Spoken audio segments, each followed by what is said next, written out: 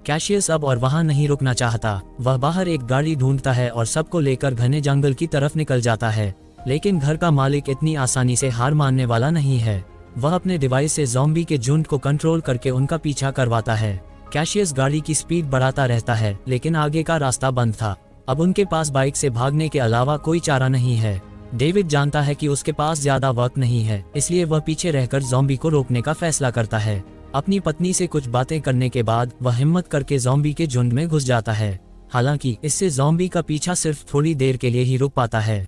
Cassius Megan को गोद में लेकर लड़ते हुए पीछे हटता है। जब ज़ॉम्बी उन पर पहुंचने ही वाले होते हैं तो उन्हें अचानक एक इंसानी चौकी दिखाई देती है।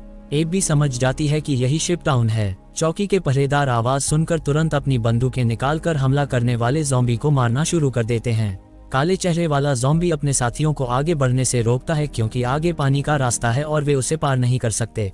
थोड़ी देर बाद कैशियस और बाकी लोग नाव से कैंप के बीचों बीच पहुंच जाते हैं। मेगन की डिलीवरी होने वाली थी और उसे तुरंत इलाज की जरूरत थी। अच्छी बात यह है कि यहाँ डॉक्टर और अस्पताल की सुविधा है। अगली सुबह दोनों इस कैंप का पूरा नजारा देखते हैं। कई बड़े जहाजों को जोड़कर जमीन से दूर एक बहुत बड़ा प्लेटफॉर्म बनाया गया है और कैशियस आखिरकार कैंप के इंचार्ज से मिलता है। वह दोनों का यहाँ रहने के लिए स्वागत करता है, लेकिन कुछ नियमों का पालन करना जरूरी है। कैशियस बिना कुछ सोचे वहाँ से मुड़ जाता है। उसे लगता है कि सुनसान द्वीप पर रहना ही ज्यादा अच्छा है, लेकिन एब्बी ने यहीं रहने का फैसला कर लिया है। उसे अपने हमउम्र साथियों के साथ रहने की बहुत इच्छा है। इसी बात पर दोनों में बहुत झगड़ा होता है। तभी डॉक्टर आता है और बताता है कि मेगन ने एक बेटी को जन्म दिया है, लेकिन खून ज्यादा बहने के कारण वह शायद ज्यादा दिन नहीं जी पाएगी। कैशियस का मन उदास हो जाता है और वह तुरंत अस्पताल के कमरे में भागता है। मेगन बहुत कमजोर हो चुकी है और वह अपनी नवजात बेटी को कैशियस को सौंपना चाहती है और चाहती है कि वह भी एब्बी की तरह बड़ी हो।